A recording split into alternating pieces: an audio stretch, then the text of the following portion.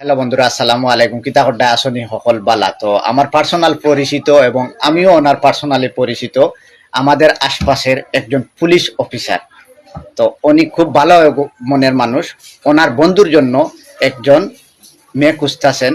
তো ওনার ডিটেলসটুকু আমি আপনাদেরকে শেয়ার করি। ওনার নামটা বলা যাবে না এটুকু বলেছেন, আর সবটুকু শেয়ার করা যাবে উনি বলেছেন। তো আমি আপনাদেরকে যে SMS টুকু হয়েছে ওনার সাথে অল্প অল্প সেটুকু আপনাদেরকে শেয়ার করবো। না ছাড়া আবার বকাটি যে ছেলেমেলে আছেন ওরা বললেন যে এগুলা মিথ্যা কথা।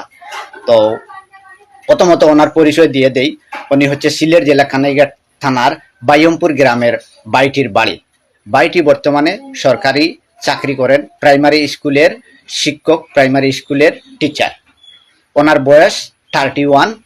যে সমস্ত আপুরা ওনার সাথে যায় সেটুকু আমি আলোচনা করি।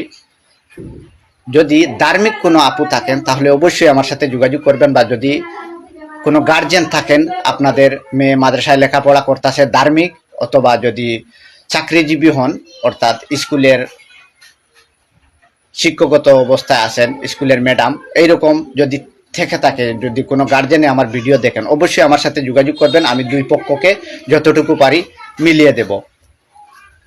তো আমি স্ক্রিনশটও বাইটির দিয়ে দিয়েছি যে SMS এ কথা হয়েছে। না ছাড়া আবার বকাটি ছেলেরা আমাকে বলেন যে বাটপার, আমি ফেক, আমি 2 নম্বর।